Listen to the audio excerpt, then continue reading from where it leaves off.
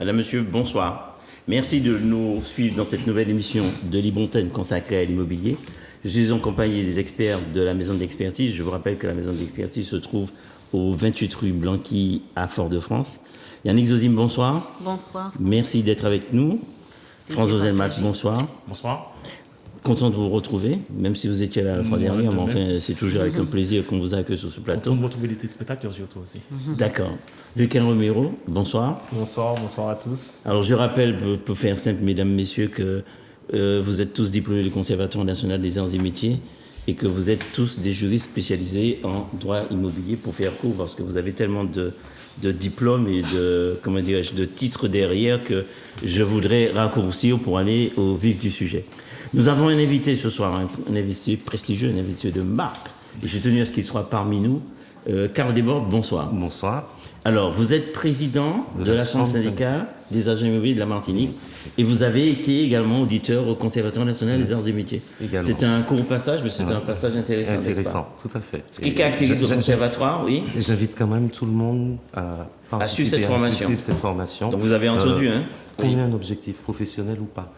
Même à titre personnel, la manière dont c'est fait, dont c'est proposé, permet à tout un chacun de prendre une compétence bien spécifique. Et puis les profs sont très bons, n'est-ce pas? Les profs sont de très très bonne qualité. L'enseignement est de très très bonne qualité. Oui, c'est ce que j'allais dire, c'est-à-dire qu'au niveau du conservatoire, on a la possibilité de suivre un cours complet. Ça dépend des orientations qu'on peut se donner, ou bien d'aller jusqu'au diplôme. Enfin, cette formation permet d'avoir un suivi à la carte, on va dire ça comme ça. Ouais. D'accord. Alors ce soir, nous sommes en compagnie de Grégory et de Marvin. Merci d'être là, vous deux. Ils sont là pour le son, l'image et pour tout le reste, la réalisation de cette émission. Et nous allons parler ce soir d'apaisement. On va tenter de faire en sorte que les relations entre bailleurs et locataires, grâce à l'appui de nos experts et de notre invité, soient des relations apaisées. Alors, nos experts ont retenu 4 thèmes sur lesquels ils veulent échanger avec vous. D'abord, la révision du loyer. Il semblerait que ce soit une des raisons de conflit entre bailleurs et locataires. Ensuite, les charges locatives. Ça, c'est un morceau, hein, Monsieur le Président, vous êtes d'accord avec moi?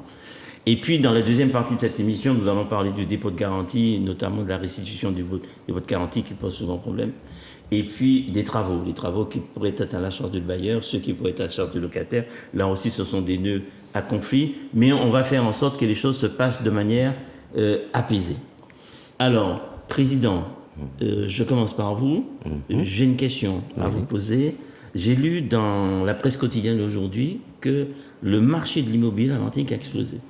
Alors c'est vrai que depuis quelques mois, on constate que les prix sont à la hausse. Oui. On a des propriétaires qui sont de plus en plus exigeants. Certains biens... Gourmands ou exigeants? Gourmands, on dira. D'accord. Des fois en dehors des réalités. D'où le recours à l'expert, certaines fois, que je juge nécessaire pour pouvoir établir une base saine de dialogue. Donc, on constate également depuis quelques mois une augmentation des prix à la location. Oui. Donc on essaie de s'expliquer par les problèmes liés à l'approvisionnement de certains matériaux, qu'on essaie d'expliquer de différentes façons, mais c'est vrai que c'est le constat que nous faisons aujourd'hui. C'est les prix qui augmentent, c'est bien la location, et puis un marché qui est un petit peu plus tendu, puisque on constate que beaucoup moins de biens sont mis sur le marché. Oui. Il y a tout un marché qui est un petit peu en perte de vitesse. Je parle de toutes les constructions neuves. Là, on peut se poser la question des dispositifs défiscalisants. Oui.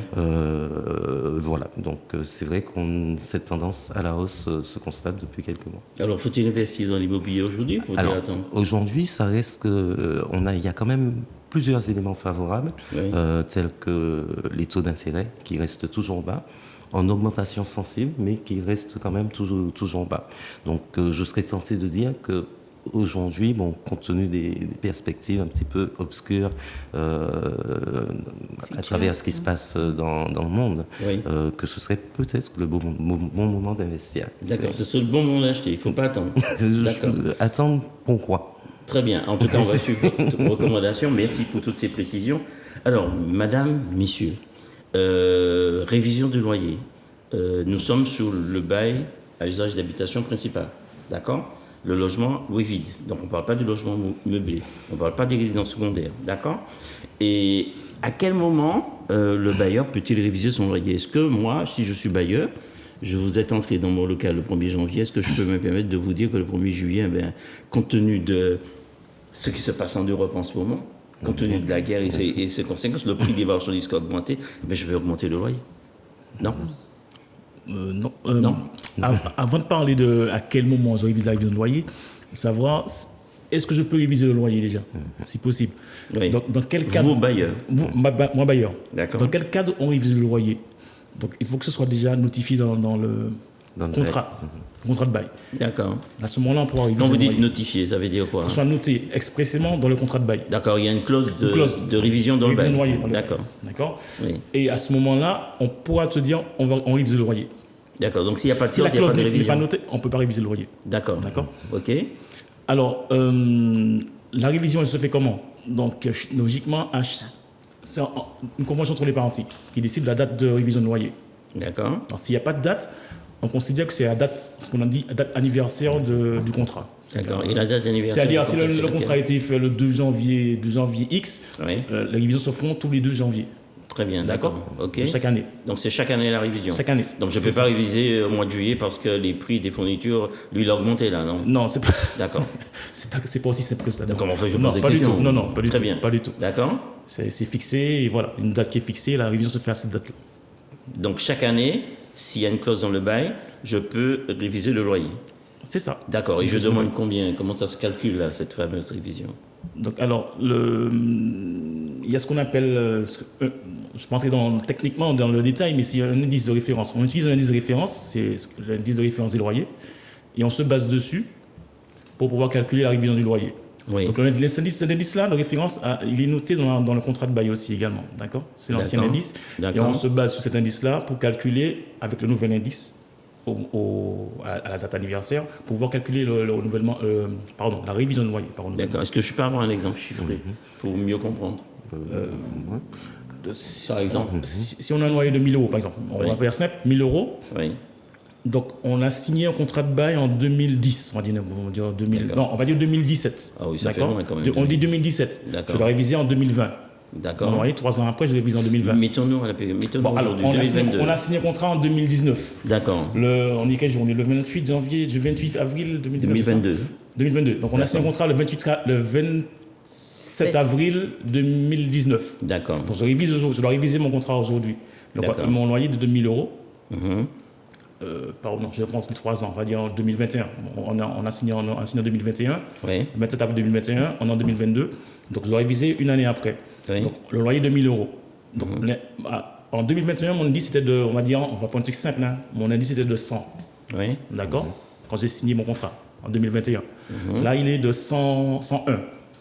Oui, en 2022. En 2022, 28 avril. En 28 avril, c'est D'accord. par trimestre. On va pas entrer dans les détails, mais c'est par D'accord. trimestre. Il est D'accord.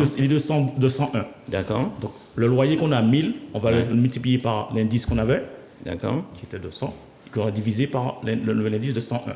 Et là, on aura une augmentation, on a un chiffre qui va permettre Je suis d'augmenter le perdu, loyer. monsieur l'expert. Vous allez diviser par le nouvel indice ou bien par l'ancien indice? L'ancien C'est indice. ce que j'ai entendu. Hein. Alors, oui. on a 1000 euros Oui. qu'on va multiplier par Le le nouvel nouvel indice. indice qui est 101 Oui. et qu'on va diviser par l'ancien indice de 2021 qui est de 100. D'accord. On aura un chiffre qui va nous permettre de pouvoir augmenter le loyer. En général, le D'accord. loyer est augmenté très faiblement. Il est entre 8 et 10 euros en général. À peu près. D'accord. À peu Donc près. les augmentations ne sont pas terribles. C'est pas de grosses augmentations. D'accord. Monsieur le Président, vous avez déjà rencontré des propriétaires, parce que je sais que vous êtes aussi gestionnaire Oui, tout à fait. de biens immobiliers.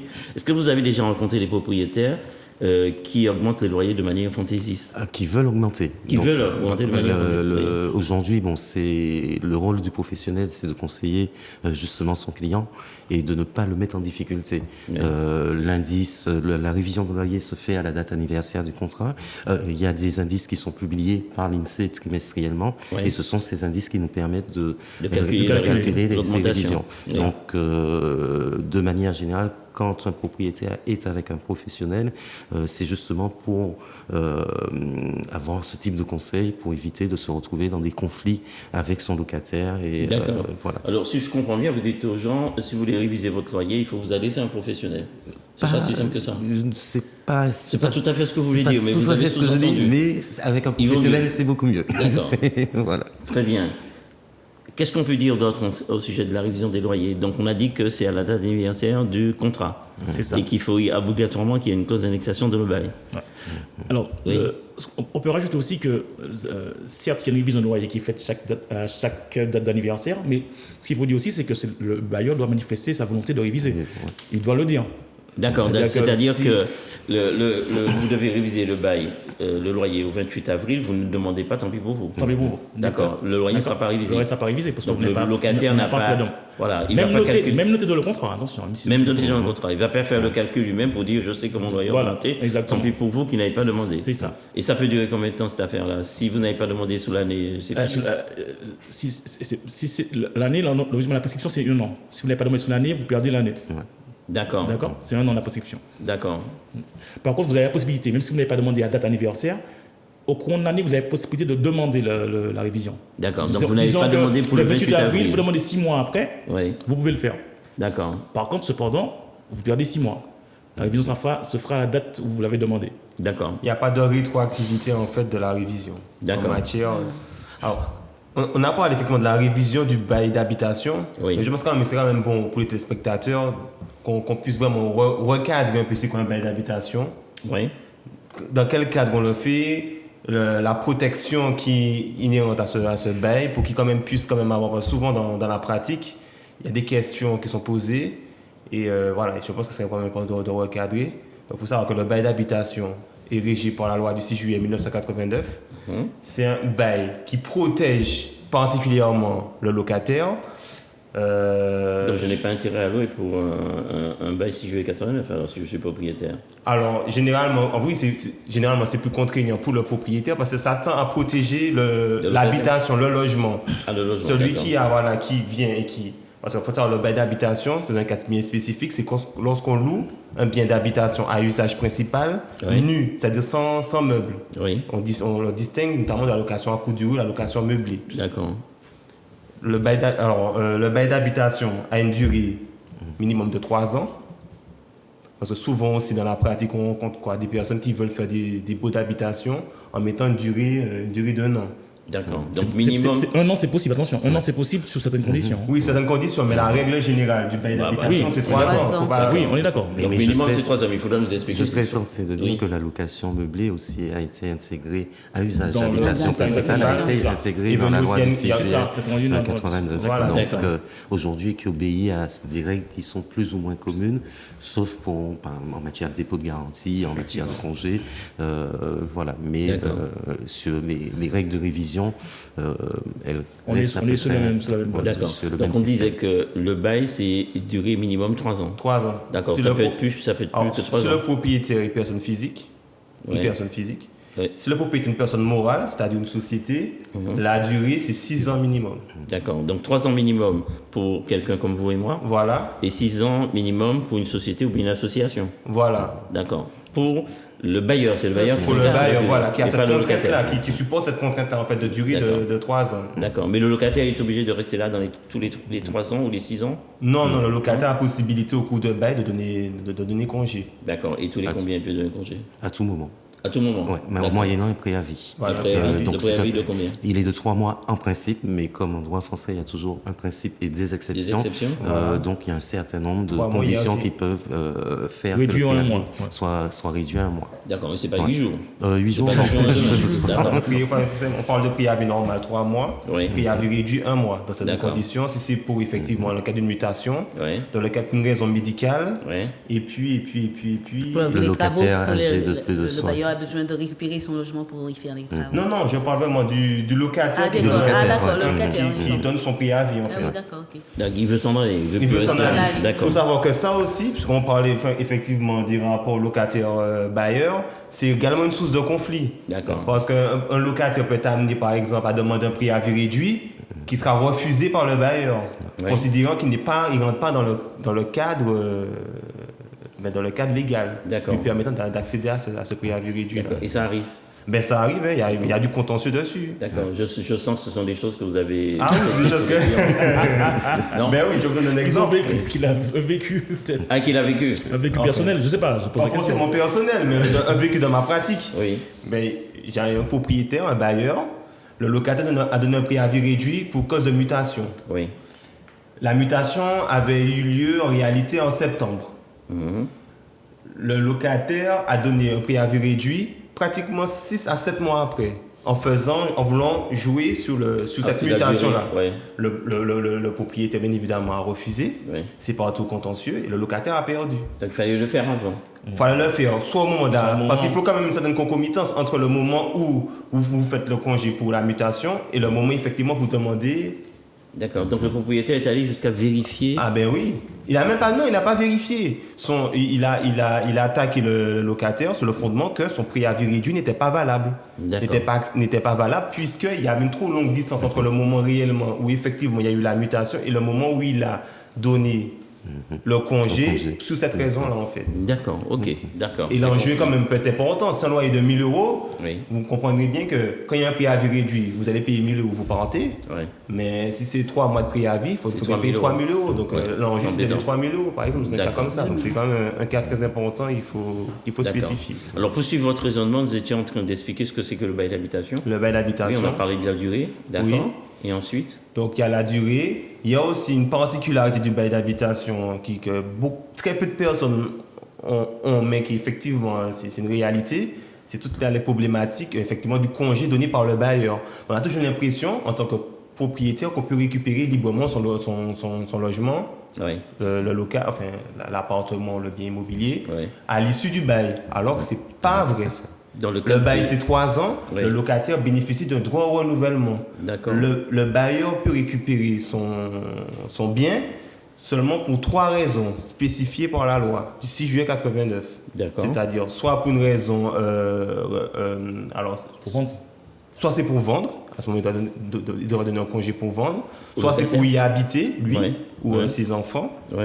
ou pour une raison légitime, c'est-à-dire que le locataire ne paie pas son loyer, ou le locataire a transformé le bien, ou ne respecte pas les conditions essentielles du contrat. D'accord. Ou bien une injurie, tout simplement. Voilà, parce que c'est où un- l'attaque, ou voilà, où il y a Très des... Voilà, enfin, faut quand même qu'il y ait quand même des faits à Donc, vérifier. c'est-à-dire, Voilà. en clair, je vous ai loué mon logement. Voilà. Au bout de 3 ans, j'estime que le bail est terminé. Je ne peux pas parce que Voilà. faut que je vous donne congé, que j'accepte d'un motif spécial. Motif Voilà, pour pouvoir légitime et récupérer- sérieux. Motif légitime et sérieux, pour pouvoir récupérer Et mon ton logement. ouais. Voilà. D'accord. Donc c'est quand même c'est un enjeu fondamental. Oui. Il faut Il y a que de vraiment quoi les personnes décourager qui les signent, propriétaires, là. il ne faut pas décourager. Ils ont quand même un intérêt. S'ils ont quand même un intérêt financier à louer, ou voilà. Mais il faut savoir que la loi, quand même, tend à protéger Le le locataire. droit au logement. Le droit au logement, c'est un droit quand même fondamental en droit français. Oui. Donc on tend quand même à protéger celui effectivement qui a investi, qui a ameublé le logement, qui a fait son habitation, qui voilà. Donc D'accord. Et Faut- qu'est-ce qu'on faut pas peut dire perdre ça, d'autre en fait. sur le bail d'habitation? Qu'est-ce qui le caractérise? Parce que là, on a vu que c'est un bail quand même très, très protecteur du locataire et Oui. très peu protecteur du bailleur lui-même. Est-ce qu'il y a Oui. encore d'autres éléments? Puisque vous me disiez que avant de parler de la révision de loyer, il faut quand même dire, parler du bail d'habitation et dire Voilà. de quel bail d'habitation dont on est en train de parler. voilà. Oui. Donc après, je sais pas si mes confrères ont d'autres points qui Alors, pour revenir sur la révision de loyer, Oui. la crise sanitaire a mis propriétaires, on va dire, dans des Situations compliquées. Bon, on voit que c'est le praticien qui parle. Voilà. Donc oui. c'est vrai qu'on s'est retrouvé assez souvent avec des demandes de la part émanant des locataires, disant bon voilà, c'est la crise Covid, je n'ai pas travaillé depuis telle date, mes salaires ont été bloqués, oui. Donc j'aimerais que vous puissiez geler cette révision de loyer. Donc c'est vrai que certains propriétaires avec des locataires corrects qui ont payé, bon, on va dire correctement, et qui comprennent la difficulté des locataires, oui. ont accepté sur cette révision à l'augmentation du loyer. À l'augmentation de loyer, puis de la ramener à, voilà. Donc c'est vrai qu'il y a eu beaucoup de négociations de ce type sur cette question de révision de loyer durant la période Covid. De crise sanitaire. Est-ce qu'il y a eu des problèmes concernant les impayés de loyer? Est-ce qu'il y a eu On a eu pas mal de difficultés. Oui. Surtout pour certaines personnes, donc des indépendants, oui, qui ont dû fermer boutique, qui ont dû. C'est vrai que ça a été un petit peu problématique. Quand il y a de la bonne volonté, on peut s'entendre, mais des fois il y a des situations un petit peu bloquées. Et vous, en tant que gestionnaire, vous avez pris en compte ces situations-là? On différé le. Alors, chaque fois qu'il y a une demande, nous sommes intervenus auprès du propriétaire et on a d'abord regardé le bien fondé de la demande. Oui. Est-ce que c'était juste une demande par rapport à une volonté du locataire, mais par rapport à une réelle difficulté du locataire. Ouais. Donc, c'est vrai qu'on a eu pas mal de demandes de ce type. D'accord. Et le propriétaire, de ce côté, il a quand même des traites à la banque s'il a. Tout à fait. Donc, certains propriétaires ont réagi exactement comme ça. Moi, j'ai des engagements. Oui. Voilà, tout le monde est en difficulté, mais mon loyer est de temps, donc il faut le payer. Et le banquier, qu'est-ce qu'il a fait? Il a su oui, alors, durant une certaine période, les banques ont joué le jeu durant les 3 premiers mois pour certaines catégories de propriétaires. Avec des différés d'échéance bancaire. Donc ça a permis à certains de passer cette phase un petit peu moins difficilement. Mais une question, lorsque le banquier vous fait un différé, il vous met des pénalités, non? Il n'augmente pas quelque part, il ne met pas des pénalités? C'est une négociation, avec le banque. Dans ce cadre-là, il me semble que dans les 3 premiers mois, on n'a pas subi de pénalité. Bon, c'est vrai que certaines banques, je ne les nommerai pas, ont dans leur prêt ce type de facilité de pouvoir différer les échéances. Et certains propriétaires ont utilisé à bon escient cette possibilité. Alors, c'est intéressant ce que vous me dites, parce que au début de notre émission, nous disions que c'était le moment d'acheter. Alors imaginons que j'achète pour mettre le bien en location. Et puis qu'une crise, une nouvelle crise arrive, mais c'est une catastrophe, ça me rend anxieux. Mais si on pense comme ça, on n'achètera jamais. On ne le voit jamais. On ne sait jamais si on raisonne comme ça. D'accord. Mais il y a quand même des garanties concernant les loyers lorsqu'ils ne sont pas payés. Ça n'a pas marché. Tout à fait. Donc, c'est vrai qu'aujourd'hui, il y a plusieurs types de garanties. Donc, il y a des garanties personnelles, donc des cautions solidaires. Donc, ce sont des personnes qui vont se venir se porter garant du paiement des loyers et des charges. Alors, moi, je vais vous dire, si je veux bien louer pour vous, mais vous me portez la garantie de 2 fonctionnaires. Parce que je suis sûr que même en cas de crise, j'aurai mon loyer. Non, c'est pas ça. C'est pas tout à fait ça. D'accord. Donc, on vérifie quand même la capacité de ces cautionnaires. Donc, aujourd'hui, si on a quelqu'un qui ne répond pas aux conditions, qui sont de 3 fois le montant du loyer, en termes de conditions minimum, on va dire, légales, ce sera compliqué. Et on part du principe qu'une caution a également sa propre vie. Ses propres obligations. Ses propres obligations. Donc, il faut que ça soit une vraie caution.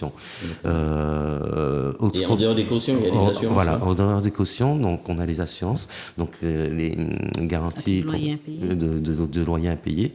Donc souvent, ces garanties de loyers impayés sont mises en place par des professionnels de l'immobilier. Oui. Je dis souvent, pas exclusivement, mais souvent. Il vaut mieux s'adresser à un professionnel si on veut voir l'assurance des loyers payés. Et puis, dernièrement, ça se généralise un peu. C'est du cautionnement bancaire. Donc, ce sont des assurances qui mettent en place des assurances, donc mais qui est prise en charge par le locataire, alors que la garantie des loyers impayés est prise en charge par le bailleur. La garantie, le cautionnement est mis en place par les locataires. Donc, il y a, pour ne pas les citer, Cautionnéo, Garant-Me, etc. Ce sont des dispositifs qui sont mis en place. Mais ces organismes-là ont des exigences quand on... Ils ont des exigences, mais qui sont moins grandes que les assurances de GLI, de garantie de loyer impayé. D'accord. Donc, c'est vrai que certains dossiers qui ne passeraient pas en GLI pourraient passer avec ce type de cautionnement. D'accord, très bien. D'accord. Et le dispositif Visa Alors, le dispositif Visa fonctionne très très bien. Oui. Aujourd'hui, c'est un dispositif qui s'adresse à une catégorie de locataires, donc des locataires âgés de moins de 30 ans ou en situation de mobilité professionnelle. Donc, c'est un dispositif qui fonctionne très très bien.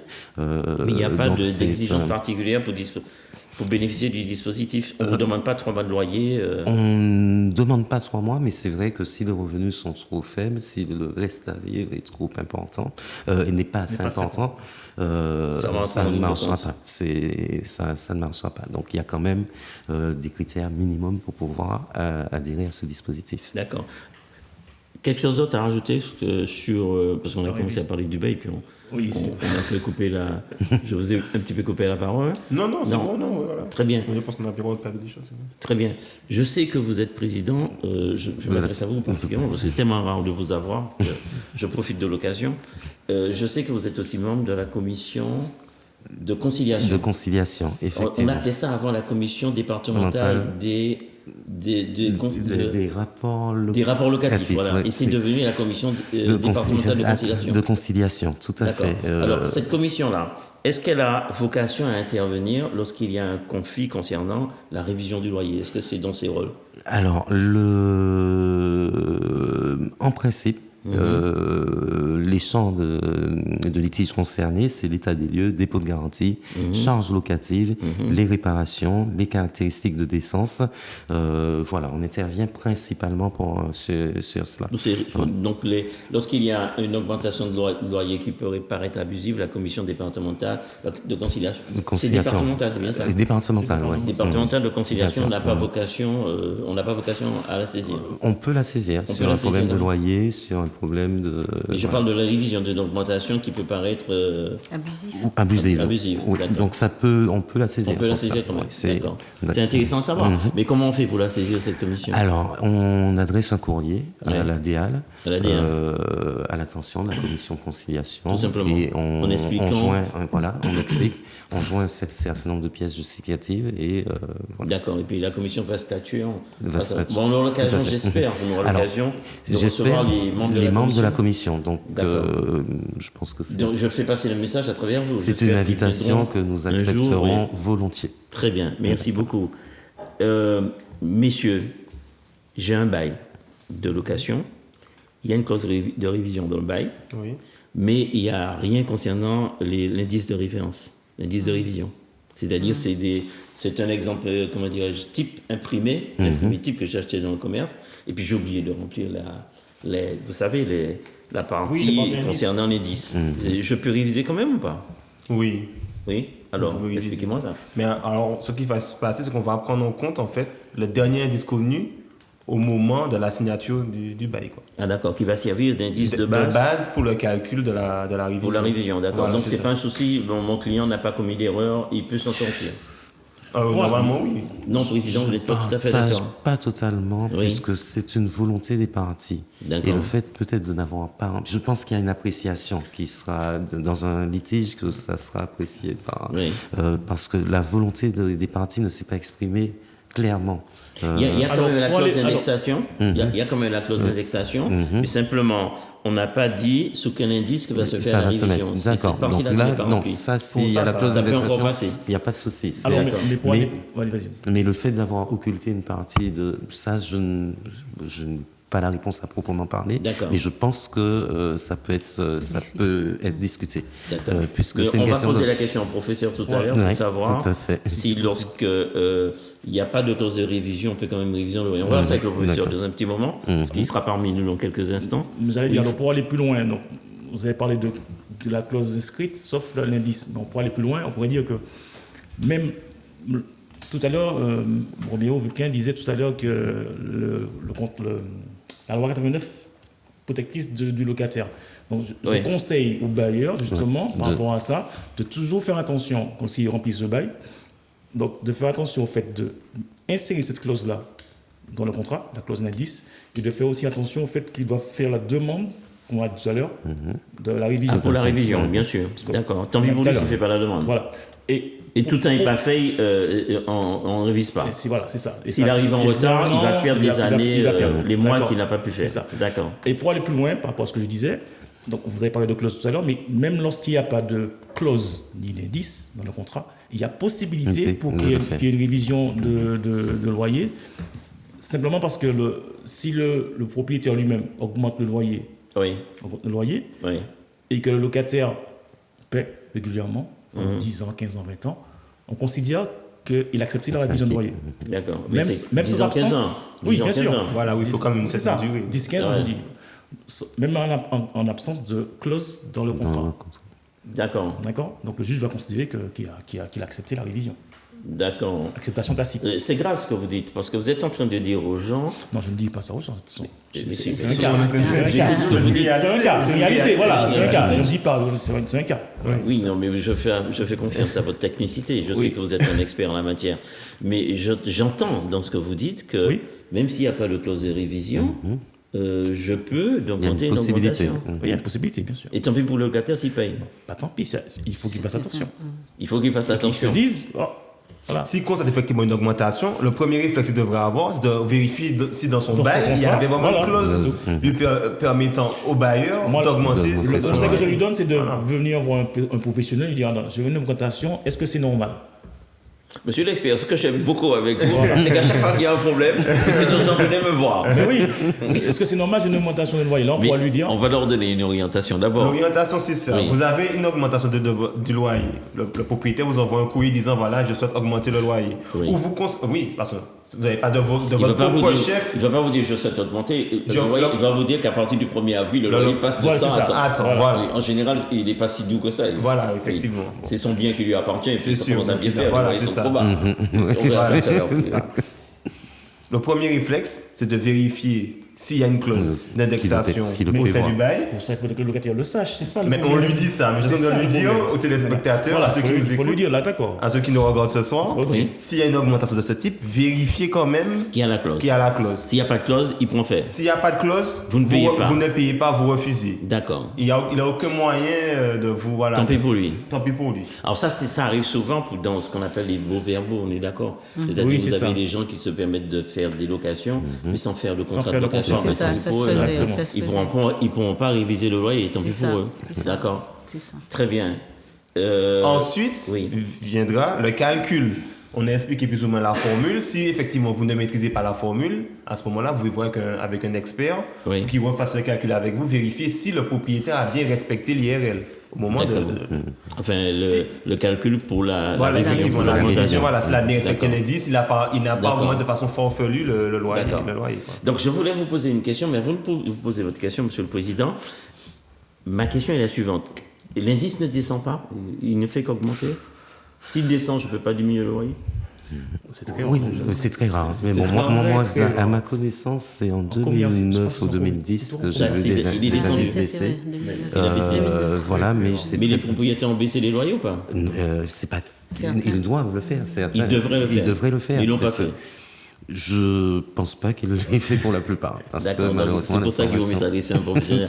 À chaque fois qu'on reçoit une augmentation du loyer, comme ça, les choses sont plus claires. Tout à fait. Ma question, Je vous ai interpellé à l'instant. Ce que je voulais vous demander, vous nous aviez dit tout à l'heure en aparté que un appartement de type F3, je crois, c'est 700 €, c'est ça? Ou bien un F2, je ne sais plus. C'était un F3. Un F3, 700 €. Et vous me disiez tout à l'heure, je ne vois pas comment... Un F2. Un F2, 700 €, c'est énorme, ça. C'est énorme, oui. C'est énorme. Un F2, ça fait combien de mètres carrés? 40 mètres carrés. Et ça fait combien de mètres carrés, ça? On est à plus 700, plus on est de à 15 €. 15 € du mètre carré. Ouais, c'est énorme. C'est énorme. Alors aujourd'hui, c'est vrai que c'est quand même une problématique, puisqu'on a un pan de la population qui est de classe moyenne, au SMIC, des personnes, ou même pour un jeune qui commence à travailler avec un niveau de revenu relativement bas. Un F2, 700 €. Un F2, 700 €, c'est quasiment 50% de son salaire. Donc ça veut dire qu'il faut qu'il... c'est 50% de son salaire. Parce qu'autrement, il faut qu'il gagne 2100 € à peu près. Il faudrait qu'il gagne 2100. Donc avec le dispositif Visal, ça peut être, comment dirais-je, ce type de profil peut aspirer éventuellement. Mais après, c'est vrai que... Mais le dispositif Visal, il faut que moins ce soit un jeune de moins de 30 ans. de moins de 30 ans. Et puis en mobilité, c'est ça? Ou en mobilité. Ou en mobilité. C'est-à-dire qu'on peut avoir plus de 30 ans, mais si on est en mobilité, on peut bénéficier de ce dispositif. D'accord. Alors si on n'est pas dans ce cas-là, 700 €, c'est quand même beaucoup. C'est quand même énorme. Il y a des gens qui quand même arrivent à lui et ne prennent pas de précautions, oui. Pour la garantie Visal, c'est vrai que c'est pas un dispositif que j'ai eu beaucoup l'occasion de pratiquer. Mais c'est un cautionnement. C'est un cautionnement. Ça vient pas en net, c'est pas comme la carte. Non, pas du tout. C'est un cautionnement. C'est un cautionnement. On protège effectivement le propriétaire en permettant à quelqu'un qui gagne pas forcément 3 fois le de loyer de pouvoir louer son bien. Mais en réalité, celui qui supporte la charge va supporter la charge de la même façon. De la même manière. Donc il n'y a pas d'aide financière, il n'y a pas de... donc l'effort est toujours là. C'est pas un pass locapass. C'est pas un locapass, non. D'accord. Alors, cautionnement. C'est bien, je vous entends en tant qu'expert entendre parler. Vous me dites que ce n'est pas un cautionnement, c'est bien gentil, mais les gens qui nous regardent et qui nous écoutent, le cautionnement, ça veut dire quoi? Alors, cautionnement, en fait, c'est une garantie. C'est une garantie, c'est quelqu'un d'autre qui va se porter garant pour vous. Donc c'est pas de l'argent qu'on a mis quelque part. Non, pas du tout. C'est justement quelqu'un qui prend l'engagement de payer. Voilà, c'est un abus de langage de quelquefois des personnes confondent caution et cautionnement. Et cautionnement. Et cautionnement, voilà. Et c'est pas la différence entre caution et cautionnement? Non. Les mots que les gens font, c'est dépôt de garantie et caution. Dépôt de garantie et Et pour caution. l'instant, vous m'avez parlé de caution. Oui, là, c'est ça. Voilà, c'est ça. De caution et de cautionnement. Donc, je voudrais quand même avoir la différence entre caution. caution Une et personne cautionnement. physique, en fait. La caution, c'est un garant. C'est une personne. C'est une personne, c'est un D'accord. garant. Et le cautionnement? Sûreté personnelle. Non, ça peut être ce dont M. Desbordes a parlé tout à l'heure, un cautionnement bancaire, par exemple. Donc, c'est un acte. C'est un acte juridique. Il y a un acte derrière, mais c'est... Pas derrière, devant. Devant, oui, c'est tout à fait. Donc la caution, c'est une personne, et le cautionnement, c'est un document. C'est un document. On est bien d'accord. Mais bon, derrière ce document, il y a quand même soit une c'est quelqu'un qui s'engage, on est d'accord. Que ce soit un organisme ou un particulier, oui. Je partage votre avis. Je pense qu'on va faire entrer le professeur pour qu'il nous dise, à propos de la révision des loyers, j'espère qu'il ne va pas tarder à nous comment dirais-je, il ne va pas tarder à nous rejoindre pour qu'il puisse nous dire sur la révision des loyers si d'aventure il y a des choses qu'il devrait rajouter. Alors, on va quand même dire un mot sur les charges locatives. Nous attendons le professeur, il ne va pas tarder à arriver. J'espère qu'il m'a entendu, parce que quelquefois, dans ses études, dans ses ouvrages, vous avez vu souvent qu'il a son ouvrage là, il est perdu dans ses études et puis il ne nous entend pas. Mais apparemment, je crois qu'il arrive. Alors, cher professeur, merci de nous rejoindre. Mais je ne le vois pas, le professeur. Il est allé aux toilettes ou quoi? Il était plus chez vous, professeur. Ça fait un moment qu'on vous attend.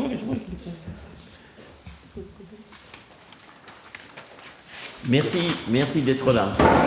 Je voulais qu'on fasse un point avec vous sur la révision des loyers. Alors, je rappelle rapidement pour nos téléspectateurs que vous êtes enseignant, vous êtes diplômé du Conservatoire national des arts et métiers, vous êtes également enseignant à l'ICH et puis à l'université Antilles-Guyane. Antilles, pardon, c'est pas Antilles-Guyane. Antilles, oui. Voilà.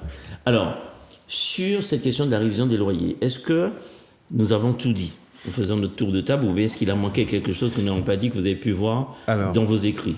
Alors, dans les écrits que l'on a pu voir, Oui. donc effectivement, cette révision intervient chaque année.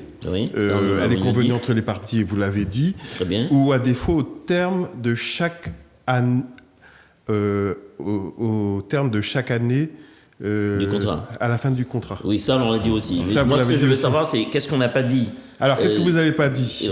Alors, qu'il faudrait ajouter par rapport à ce qu'on a dit déjà. Alors, ce que vous n'avez pas parlé, c'est de la consultation que l'on peut faire sur Internet. Ça, l'endroit où on peut rechercher cet indice, soit au niveau de l'INSEE ou autre, cet indice IRL. Vous avez aussi... Donc, l'indice IRL, on peut aller sur un site Internet pour connaître l'indice. Pour le connaître, parce qu'effectivement... Vous pouvez donner le nom de ce site-là? Enfin, alors, il y a... on l'a trouvé sur un site de ELF, oui. Ou éventuellement vous allez sur le site de l'INSEE, vous tapez indice IRL et vous faites la recherche. Alors la petite particularité, effectivement, vous l'avez dit tout à l'heure, il peut y avoir des clauses d'indexation qui sont mises et les gens oublient de préciser les chiffres, le point. Oui, oui. Et il faut souvent les contractants doivent simplement se repérer en fonction de la date de signature de ce contrat. Alors, par exemple, les indices ne correspondent pas forcément aux trimestres pour lesquels on les a signés. Alors, par exemple, nous sommes aujourd'hui le 28 avril. Le trimestre qui peut être mentionné, nous sommes au deuxième trimestre 2022, mais le trimestre qui peut être mentionné, c'est celui du premier trimestre 2022. Parce que l'indice du n'a pas encore été publié. D'accord. Donc il est très important que les gens fassent attention aux dates de signature de ces contrats pour pouvoir déterminer correctement l'indice qui doit être mis en place. Il faut mettre un indice du trimestre précédent, la date de signature. Voilà. D'accord. Alors je fais une petite digression parce qu'on a reçu un appel de la Guyane qui a été coupé. Et cette dame nous disait aussi tout à l'heure, messieurs, qu'elle avait été étonnée que son propriétaire ne lui donne pas un congé, et elle a été surprise de voir qu'il y ait un nouveau propriétaire concernant la maison. Son bailleur ne lui a pas donné congé et elle nous demandait si c'était légal. Est-ce qu'on pouvait vendre une maison avec un locataire en place sans lui donner congé? D'accord. Alors justement, ça c'est un point quand même assez important. C'est bien qu'elle ait posé cette question-là parce qu'il y a cette confusion-là. Souvent on parle de droit de préemption du locataire. On dit souvent que le locataire est prioritaire en cas de vente du bien. Il est prioritaire à l'achat. À l'achat en cas de vente du bien. Très bien. Sur laquelle il est locataire. D'accord. Mais en fait, cette idée-là est en partie fausse. Oui. C'est vrai que tout le monde pense ça, mais en réalité, c'est pas comme ça que ça elle fonctionne. est en partie fausse, elle n'est pas totalement fausse. Pas totalement fausse. Elle est totalement fausse. Pour moi, elle est totalement fausse. En réalité, voilà. Oui. J'ai dit elle est en partie fausse parce que mais en réalité, elle est totalement fausse. On va expliquer ici, elle est totalement fausse. Pourquoi? Parce qu'en fait, le droit de priorité que le locataire a réellement, c'est ça applique seulement si le propriétaire souhaite vendre le bien libre de toute location. C'est-à-dire qu'il demande au locataire de quitter le logement pour pouvoir le vendre sans locataire. D'accord. À ce moment-là, il lui donne congé. Il donne congé, comme on a parlé. Il est prioritaire. Là, il est prioritaire. Mais comme on ne lui a pas donné congé, elle ne peut pas... Mais dans ce cadre-là, c'est-à-dire qu'en cours de bail, le propriétaire est libre de vendre à qui veut le bien. À partir du moment que celui qui achète respecte, on va dire, les conditions du bail dont bénéficiait la téléspectatrice. Petite précision, effectivement, comme dit Romeo, il donne congé, mais pas à n'importe quel moment. Le bail court pendant 3 ans, mais il ne donne pas de congé à la première année. Il faut attendre la fin du bail pour donner congé. C'est important de dire ça. D'accord, donc on attend la fin de la troisième année. Et 6 mois avant. Voilà, il donne congé 6 mois avant la fin du bail. Avant le terme. D'accord. Il ne va pas donner congé une année après, puisque le locataire sera rentré. Et s'il rentre dans les 6 mois, c'est mort parce qu'il sera renouvelé. Oui, il sera renouvelé automatiquement. Après, durant cette période de congé, le locataire peut partir à tout moment. À tout moment, c'est ça. Puisque c'est le bailleur qui a donné congé. Qui a donné congé, oui. C'est ça. Mais dans le cas d'espèce, il n'y avait pas de congé à donner. Là, c'est ce cas-là. Donc, pour répondre très clairement à notre cliente, à notre téléspectatrice, le propriétaire a parfaitement le droit de vendre le logement à condition que son contrat n'est pas remis en cause. Il n'y a aucun souci sous ça. Exact. Donc c'est tout à fait possible. Nous avons eu une deuxième question aussi. Celle-là venait de France. Quelqu'un de Paris qui nous disait, nous demandait si la révision était automatique. Oui. Et donc, la précision que l'on doit apporter, c'est qu'à compter du 25 août 2022, la révision ne sera pas appliquée pour les logements de classe de performance énergétique F et G. D'accord, mais c'est pas chez nous, ça. C'est pas chez nous. Mais comme oui, nous sommes suivis à Paris. Elle est à Paris. Donc, et nous saluons nos téléspectateurs de France. Je pense que ça va arriver chez nous. Oui, mais pour l'instant, c'est pas. Bon, le calendrier est déployé, mais il faudrait déjà que les gens, même en. Non, mais soyons plus clairs pour nos téléspectateurs. Ce qu'on appelle des classes G, F, etc., c'est la performance énergétique. C'est-à-dire l'histoire de dire qu'il faut éviter les déperditions de. C'est pour le chauffage, c'est des déperditions de chaleur. D'accord. Donc, pour l'instant, on n'est pas tout à fait concerné, mais peut-être pour la climatisation. C'est comme le DPE, quoi. Il paraît que ce que nous avons pris pour la climatisation chez nous en Martinique DPE, est remis en cause. Diagnostic de performance énergétique. C'est pas efficace. C'est remis en cause. C'est normal. D'accord. Donc, cette question ne se pose pas pour nous pour l'instant. Alors, revenons à notre cliente. Elle dit, sa question, c'est est-ce que la révision du loyer est automatique? Qu'est-ce qu'on entend? Non, attendez la réponse. Donnez-moi le temps de poser la question. Je sais que vous êtes extrêmement brillant, mais quand même. Qu'est-ce qu'on entend par cette histoire de révision automatique? C'est ça qui m'intéresse, en fait. Quand quelqu'un dit que la révision, je croyais que la révision était automatique.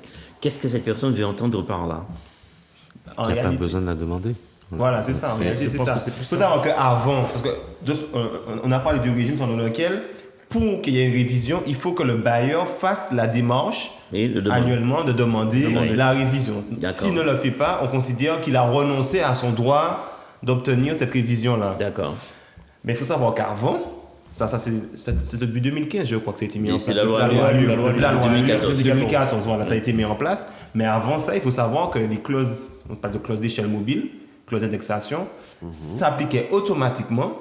Donc, ce qui se passait, les propriétaires ne faisaient pas forcément la révision annuellement et pouvaient revenir de façon rétroactive, puisque comme ça s'applique automatiquement. Rétroactive en demandant à ce que le locataire paye les augmentations successives pendant les 5 années. En fait, il dit au locataire, vous appartenez de calculer le montant de la révision et de me donner mon loyer révisé. Voilà, c'est ça. Aujourd'hui, ça n'est pas possible depuis 2014. Non, c'est voilà. Donc si moi je ne demande pas, tant pis pour moi. D'accord. Espérons qu'ils seront silencieux le plus longtemps possible, les propriétaires. En fait, surtout par les temps qui courent. Puisque vous avez vu le prix des loyers. C'est quand même une inquiétude fondamentale. Ça reste une inquiétude. Donc, après, c'est vrai que c'est un ratio. Le propriétaire achète un petit peu plus cher, donc en quelque part... oui, c'est ce que j'allais dire. Bon, j'achète un logement, j'achète un de type F3. Aujourd'hui, un logement de type F3, ça fait combien? Ça va dépendre où on se trouve, où on se situe. Allez, je suis à Fort-de-France, Château-Peau. Dans de l'ancien, du neuf. Du neuf. Oui. Du neuf, on sera plus... après, ça va dépendre de la superficie. Bien sûr. Mais en moyenne, aux alentours des 220. Allez, 220 000 euros. D'accord. Ça me fait des traites de combien, ça? 220 000, on est aux alentours des 1000 et quelques, 1300. Vous me dites que le loyer est à 700 euros, c'est pas intéressant, ça? C'est pas fondamentalement. Après, ça dépend de l'objectif poursuivi. Les primo-accédants. Si c'est une défiscalisation qu'il a faite, ça va. Oui, ça va. Il n'y a plus de défiscalisation, là. Il y en a toujours. C'est pas aussi intéressant. Voilà, c'est pour l'habitation principale, pas pour la location. Pour la location, c'est. Elle est de combien la défiscalisation? Je parle de 10%. Ça m'intéresse, j'ai besoin d'investir. Il est en train de me dire que je ne vais jamais pouvoir payer ma traite avec le loyer. Attendez, c'est pas bon. Tout dépend de votre objectif. Oui. Effectivement, je ne vais rien sortir de ma poche. Si vous voulez effectivement faire un investissement locatif dans lequel, mais effectivement, vous ne sortez rien de votre poche ou même que ça vous rapporte plus, il faudrait, je pense, éviter d'investir dans le neuf. Il faut aller dans l'ancien. D'accord. Parce qu'en termes de ratio, vous serez plus intéressant. Vous allez dans l'ancien, vous rénovez un appartement, par exemple, que vous avez acheté à un prix comme du fait des travaux. Et vous pouvez au final quand même faire pas une plus-value, mais gagner, avoir des loyers qui sont supérieurs aux traites que vous aurez à payer pour votre... D'accord. Mais dans le neuf, l'intérêt, c'est essentiellement la défiscalisation. Vous allez bénéficier d'un loyer, plus vous allez défiscaliser sur l'impôt sur le revenu. Donc ça peut avoir un intérêt pour vous si vous êtes dans une optique de défiscalisation. Si Bien vous, sûr. vous êtes Si c'est pas ça, c'est pas intéressant. Je pense que vous êtes plutôt D'accord. investi dans l'ancien. Pour répondre clairement, ça varie entre 12 et 21% en fonction du nombre d'années. Quoi, voilà. 12-21%? La défiscalisation. La défiscalisation. C'est pas mal. C'est quand même intéressant. C'est c'est pas beaucoup moins inintéressant. intéressant que les anciens oui, c'est dispositifs, bien mais sûr, ça a quand même un intérêt. Pour quelqu'un à forte fiscalité, bien sûr. ça a quand même un intérêt. Ouais, Oui, effectivement, il faut que je paie des impôts, quoi. Ouais. Et De bon, manière après, il y a conséquente, un quoi. certain Ça nombre de peut être contraintes qui sont liées aux locataires, qui sont liées voilà, D'accord. À la situation à du la bien. situation et du puis bien. à la et, dévalorisation du bien aussi, puisque D'accord. on a ces Alors, biens. professeur, on a fait le tour de la question sur la révision de loyer. Je veux juste Oui. apporter une petite précision. Oui. C'est que comment dirais-je, concernant la commission de conciliation, puisque Oui. la question m'a été posée, Oui. on peut la saisir aussi de manière dématérialisée. D'accord. Donc, s'il le faut, je laisserai D'accord, le mais il lien. faut nous le dire, là, dès maintenant. Voilà. Donc, C'est quoi le site? https de 3fois-durable.martinique.développement-durable.gouv.fr/saisine de la commission départementale de -R 392. Ah, c'est compliqué ça. Ah oui. Non, Donc, non, c'est- ça, on va le dire Ce aux qu'on va faire, téléspectateurs. il va nous communiquer le lien. Oui. On va le mettre sur le Facebook de la maison d'expertise. Ah, ben, Donc, j'invite à tout le monde De regarder le Facebook de d'aller la sur maison. le Facebook Maison de l'expertise. Vous verrez une maison rouge. Oui. Vous nous suivez. On va mettre le lien comme ça. Vous pourrez aisément. D'accord. répondre dessus. Très bien. Professeur, pour terminer, nous avions une interrogation à l'instant sur une question pour laquelle je n'ai pas eu la réponse claire et précise. Nous disions que lorsqu'il n'y avait pas de clause de révision dans le bail, le bailleur ne pouvait pas augmenter ou pouvait augmenter. On était dans une discussion, il n'était pas tranché, puisque j'avais dit que j'en allais vous poser cette question. Est-ce que vous pouvez nous apporter un éclairage sur cette question-là? Il n'y a pas de clause d'indexation dans le bail. Le bail est muet sur la question. Le bailleur peut-il quand même augmenter le loyer? Nous sommes dans un bail situé 89. Enfin, en principe, le bailleur ne peut pas, de manière unilatérale, modifier le montant du loyer en l'augmentant. D'accord. Ah, d'accord. Ouais. Alors, Pour dire simplement, il ne peut pas réviser le l'augmenter. loyer. D'accord. Il ne peut pas le réviser. Oui, parce que vous employez des termes qui sont tellement importants. Soyons basiques, soyons plus simples. Donc, il ne peut pas l'augmenter, en principe. D'accord. Ensuite. Alors, mais il peut faire état d'un accord qu'il a avec le locataire. Ouais. On parle d'accord express. Ouais. Postérieurement à la conclusion de ce bail, Ouais. et qui validerait des hausses qu'il aurait pratiquées. Et c'est ce que vous avez exprimé tout à l'heure dans un des arguments que vous avez envoyés. Ouais. Alors, si éventuellement il y a une telle renonciation, elle doit être, comme on dit en droit, elle doit être certaine et non équivoque.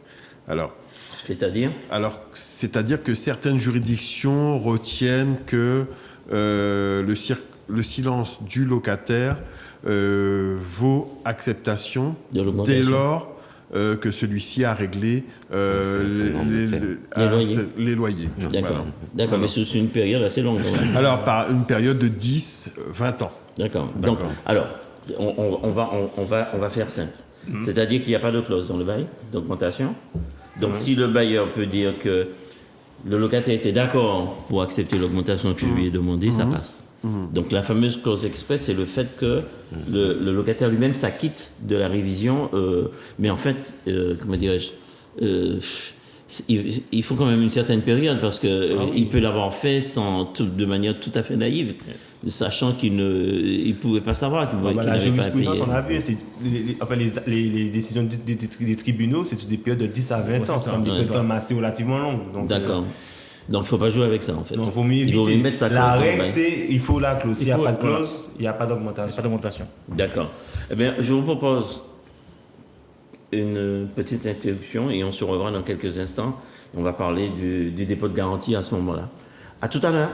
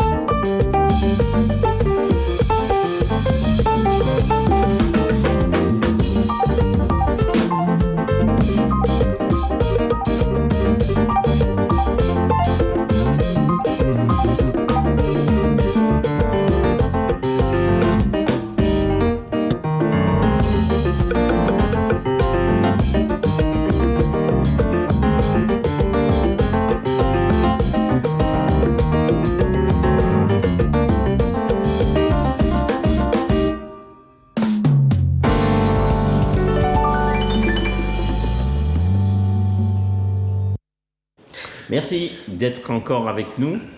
Nous allons toujours traiter de ces relations apaisées entre bailleurs et locataires. Je vous rappelle que je suis en compagnie des experts de la maison de l'expertise. Je vais vous présenter dans quelques instants notre nouvel invité.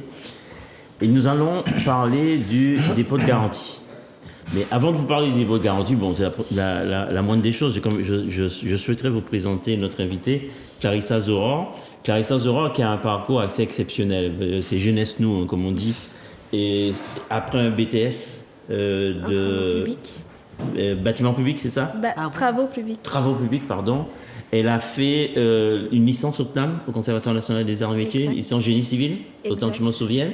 Et puis maintenant, Clarissa, je dis tu, hein, parce qu'on se connaît quand même, tu prépares ton entrée dans une école d'ingénieur. Exact. C'est où, à quel endroit exactement? Alors, bonsoir à tous. Donc, je serai future alternante à l'école, l'ESCT, École supérieure de construction et de travaux, Ouais. à Paris. À Paris? Oui. D'accord. Qui commencera à partir de septembre normalement, si tout se passe bien. D'accord. C'est un challenge pour une femme de faire ces métiers-là, tout ce qui est bâtiment, génie civil. Vous êtes nombreuses dans... De plus en plus nombreuses Oui. dans ce domaine. Auparavant, on appelait ce domaine métier d'homme. Oui, Et oui.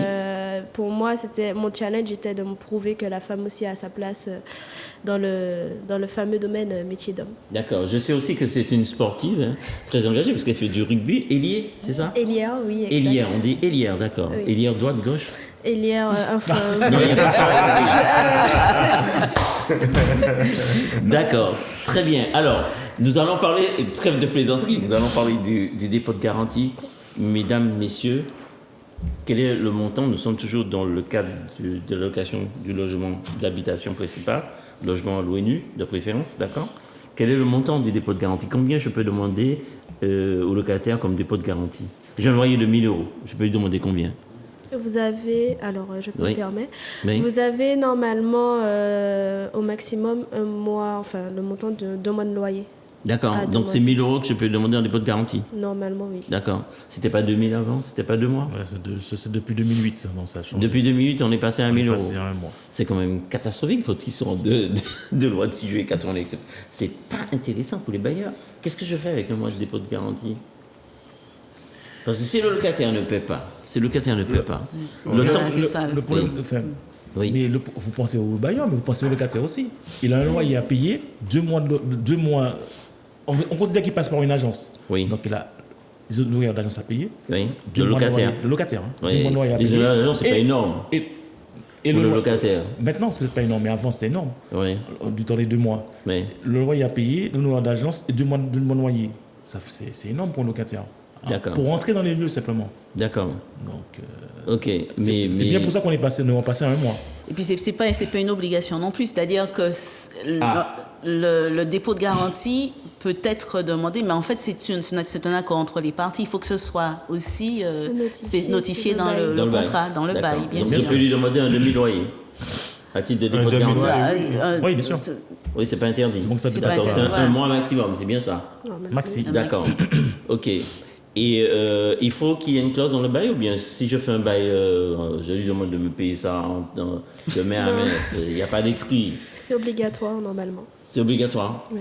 Donc autrement dit, s'il n'y a pas d'écrit, il n'y a pas de prévu dans dépôt de le bail, il y a garantie. pas de dépôt de garantie. Il n'y a pas de dépôt de garantie. Il n'y a pas Voilà. de dépôt garanti. Il y a aussi, je crois que tu l'avais déjà dit, on peut se passer du dépôt de garantie si le locataire a avancé son loyer de 2 mois.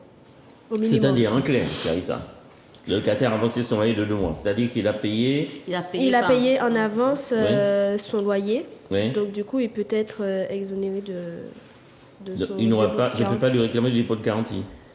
Parce qu'il m'a payé 2 mois. Pas 2 mois forcément d'avance. 2 mois, c'est 2 mois supérieur à 2 payeur mois. à 2 supérieur mois. à 2 C'est mois, pas donc forcément 2 2 mois mois. minimum. Donc, c'est-à-dire celui qui vient et qui me dit je vais vous payer 3 mois. Pas Donc, je besoin. ne Il y a peux pas pas lui de demander le dépôt dépôt de de garantie. garantie. Voilà. D'accord. Mais c'est pas inintéressant pour celui qui. Moi, je peux arriver et puis je dis bon, je ne vais pas payer de dépôt de garantie, je vais vous payer 3 mois de loyer. Oui, c'est possible. Donc, il n'y aura pas de dépôt de garantie. Il y aura pas de dépôt Sachant de garantie. qu'après, je peux effectivement redemander à tout moment de repasser un mois. Parce qu'en réalité, les 3 mois de loyer, Oui.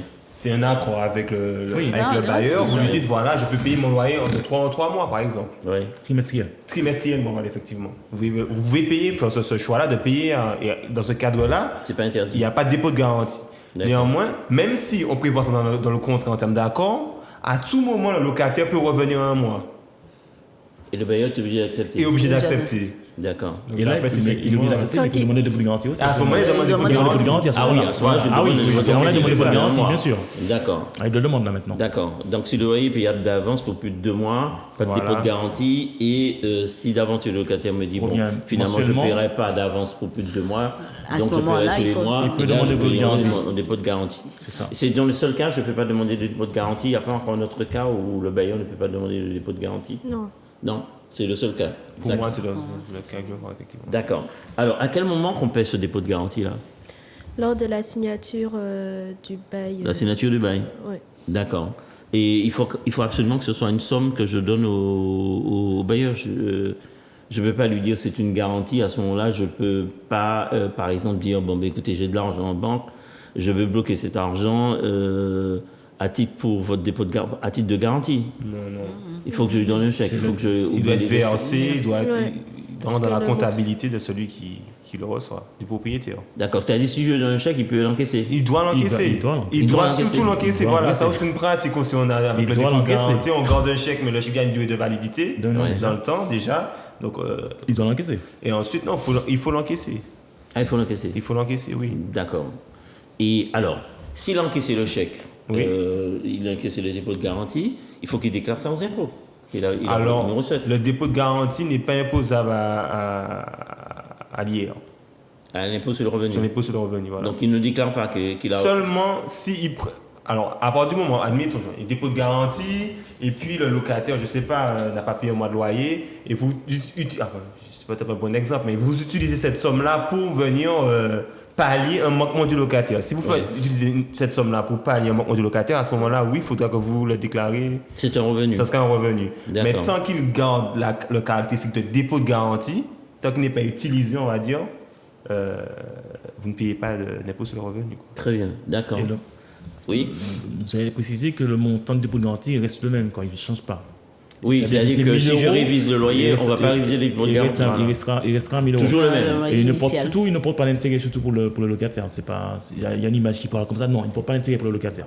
D'accord, mais il peut D'accord. porter intérêt pour le bailleur. Pour le bailleur, peut-être. Je pas peux- pour- je pas peux- pour je le locataire. peux- je Oui, peux il peut le le placer. placer. Il peut le placer. Mais pas D'accord, pour- mais les pour- intérêts, c'est pour moi, c'est pas pour pour le bailleur, locataire. pas pour le locataire. D'accord, bien ça c'est pas inintéressant, mais n'empêche que lorsque le locataire quitte les lieux, d'accord, il a dégradé les lieux. Et si la somme pour remettre les lieux en état dépasse le montant du dépôt de garantie, vous vous rendez pas compte, moi c'est pas beaucoup. Mais en réalité, c'est ça aussi une autre erreur qu'on fait beaucoup. En fait, Oui. dans l'approche, on a Enfin, toujours que l'impression. je fais beaucoup, vous êtes en train de Pas, me dire. pas vous, non. Pardon. Mais on va dire les clients, les personnes qui nous consultent dans le cadre de notre activité professionnelle. Souvent, les propriétaires, en fait, ont l'impression que le dépôt de garantie, c'est la somme maximale, on va dire. La somme maximale qu'ils peuvent réclamer aux locataires pour les dégradations. Or, c'est faux. Oui. C'est un dépôt de garantie, c'est une garantie. Donc, c'est-à-dire à la première somme que vous pouvez encaisser, mais admettons que vous avez un dépôt de garantie de 1 000 euros et que les dégradations se chiffrent à 10 000 euros, Oui. vous pouvez obtenir réparation pour les tribunaux du préjudice subi par la dégradation faite par le locataire. D'accord, oui, mais ça c'est de la théorie, ça. C'est pas de la tout le théorie, temps- c'est pas une tout le temps réalité. validé. C'est pas tout le temps. C'est pas tout le temps validé par Dans les juges. juridique. Oui. Ah ouais, d'accord, Enfin, je pense. oui. Mais en réalité, oui, si vous démontrez qu'il y a effectivement. Il faut Dégradation, voilà, parce il que faut dire- prouver, voilà, il faut que voilà. le bailleur prouver que- prouve qu'il y a eu des voilà, dégradations on est d'accord. du fait du bailleur, du locataire. locataire. Locataire. Il y a eu faute, en droit, c'est le principe est le suivant. Hein. Dès lors qu'on crée un dommage à une personne, cette personne a droit à réparation. Bien sûr. Le dépôt de garantie vient effectivement, on va dire, presque dans la partie amiable du litige. Ouais. C'est une somme qui est facilement mobilisable par le propriétaire, parce que le propriétaire l'a déjà en comptabilité. Oui. Mais si les dégradations sont plus importantes, ou si les manquements du locataire dépassent la somme du dépôt de garantie, Il doit il répondre. peut obtenir au tribunal, par la voie judiciaire, réparation. Et il faut que je prenne un avocat, que je Mais sente oui, il faut y ça aller. dans ma Oui, poche. oui. Et peut-être pour un Mais résultat tout qui n'est dépend. pas tout à fait. Parce que imaginez le dépôt de garantie. Le locataire part. Souvent, ça, ce qui se passe, le locataire ne paye pas le dernier mois de loyer. Oui, c'est souvent... Il s'auto-rembourse, entre guillemets, le dépôt de garantie. Pratique qui est interdite, qu'il ne faut surtout pas faire, que je ne conseille pas aux gens de faire. D'accord. Première situation. Ensuite, il a dégradé le logement. Donc, si c'est 700 €, un petit appartement à 700-600 €, on pense bien qu'il a cassé la cuisine ou autre, on dépasse aisément les 600 € de réparation. Bien sûr. De ça. Bien Ensuite, on n'en a pas trop parlé, on n'en a pas parlé du tout, mais les charges. Admettons, vous n'avez pas fait la régularisation des charges en fin de bail. La somme, elle monte rapidement à des... ça devient astronomique. Donc, en fonction de la somme, effectivement, il peut avoir tout intérêt à poursuivre au tribunal. Dans les tribunaux pour obtenir réparation. Avec l'incertitude qui concerne la justice dans ce pays-là. C'est-à-dire que le juge va d'abord protéger celui qui est considéré comme le plus faible, c'est-à-dire le locataire. Oui. Dans une certaine mesure. Vous le dites oui avec si effectivement oui, non, mais s'il y a des dégradations trop importantes, le juge aussi il va pas non plus voilà. D'accord. Après, il faut pouvoir démontrer. La difficulté de tout ça, c'est toujours de pouvoir démontrer et de respecter vraiment tout ce qu'on va dire au cours de cette émission pour justement se protéger les deux parties pour qu'ils aient le maximum d'éléments si jamais ça arrive à cette situation-là. Mais je dis toujours aux gens, on parle de relations bailleur-locataire dans l'émission, bonne entente. Mais pour qu'il y ait une bonne entente, il faut dès le départ partir du principe qu'il y aura une mauvaise entente. Dans la rédaction des clauses, dans la manière d'appréhender la relation contractuelle entre les deux parties, on part toujours du principe qu'on va se fâcher à la fin. Et plus on aura mis des clauses et plus on aura abordé les problématiques qu'il y aura à la fin, et moins il y en aura. D'accord. Très bien. Alors, à quel moment je récupère mon dépôt de garantie ? À la fin du contrat. À la fin du contrat. Oui. D'accord. C'est-à-dire que lorsque vous avez remis les clés. Oui. Le bailleur me remet mon dépôt de garantie. Après un état des lieux, bien sûr. Ah, il va faire un état des lieux. Ah, je sais que vous êtes une spécialiste des états des lieux. C'est vrai, j'ai complètement oublié de le dire à nos téléspectateurs. Parce qu'aujourd'hui, en attendant d'intégrer votre école d'ingénieur, parce que dans l'intérêt, il faut bien se nourrir quelque part, je sais que vous faites des états des lieux. Oui. Parlez-nous de ça un petit peu, là. Vous êtes dans une entreprise qui ne fait que ça. Oui, alors l'entreprise dans laquelle je suis en ce moment... on ne donne pas le nom, hein ? Non. D'accord, très bien. Malheureusement, on réalise exclusivement des états des lieux. Donc, entrée et sortie. Entrée et sortie. D'accord. On fait aussi, ça va de l'appartement, maison, ainsi que locaux commerciaux. Oui.